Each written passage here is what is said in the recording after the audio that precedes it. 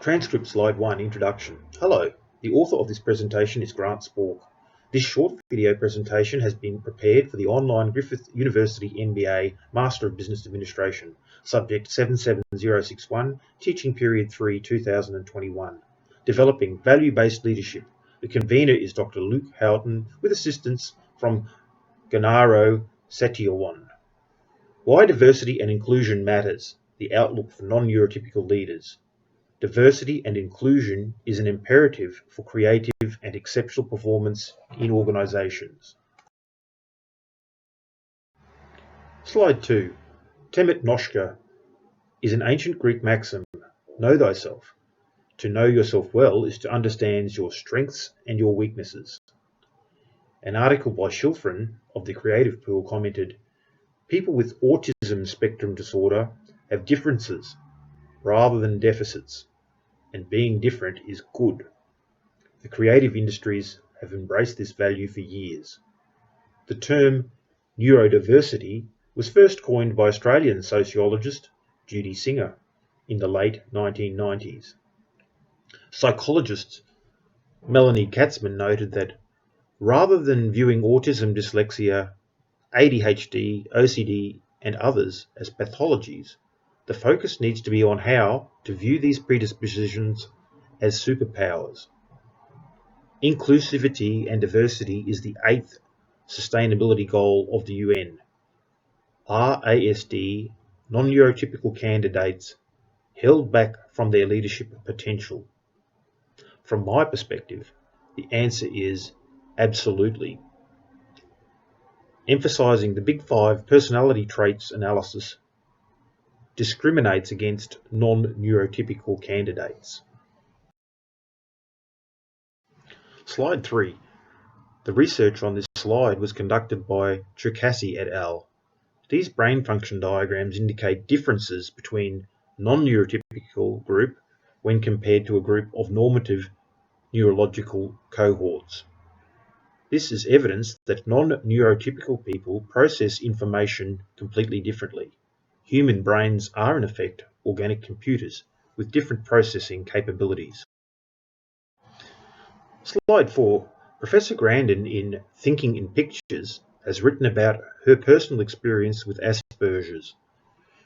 She suggests that genius may be a consequence of differences in brain function. Non-neurotypical experience the world differently.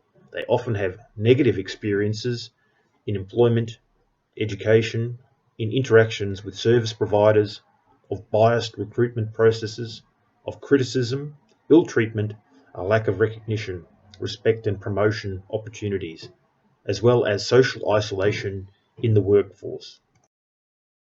Slide 5. Richard Branson says dyslexic people are likely to have the skill set of the future. One of the strengths of people with dyslexia is that they often have a vivid imagination.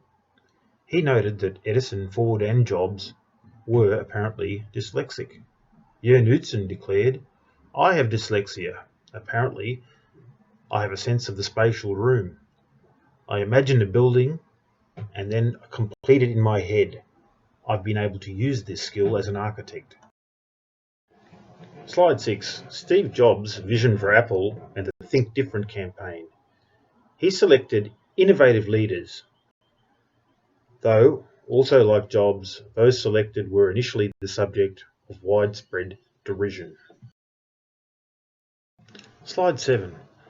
They're not fond of rules. They change things. They push the human race forward, and while some may see them as crazy ones, we see genius. To the people who see the world differently. Non-neurotypical people often become entrepreneurs. Slide 8. Elon Musk, while hosting Saturday Night Live on May the 8th, 2021, disclosed that he had Asperger's. To anyone I have offended, I just want to say, I reinvented electric cars, and I'm sending people to Mars in a rocket ship. Did you think I was going to be a chill, normal dude? Musk's leadership style is described as lacking in consultation. He flips priorities. He runs a non-unionized workforce. and generally requires executives to work punishing hours. Similar comments were made about Jobs, Gates, and Ford. Tech investor Peter Thiel, in a 2015 interview, said, "In Silicon Valley, I've pointed out that many of the more successful entrepreneurs seem to be suffering from a mild form of Asperger's." Slide 9. Organisations like Google are designing interactive work environments for the non-neurotypical, creating opportunities for collaboration and teamwork. As a programming and information technology hub, Google and IT firms have prioritised and identified recruitment for non-neurotypical thinkers. Spaces are designed to encourage employees to interact with their colleagues. Open and free learning environments like the Montessori schools have been shown to be exceptional learning environments for those who are non-neurotypical. These students may not fit in well in traditional schooling environments. Slide 10. Conclusions, reflections, and future directions for research.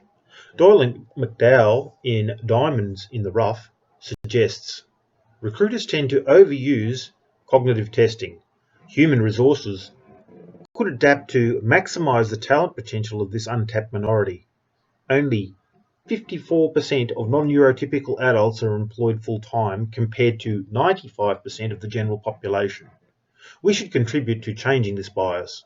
There are benefits from a diverse and inclusive workforce, often found in the creative industries, in engineering, in science, in medical research.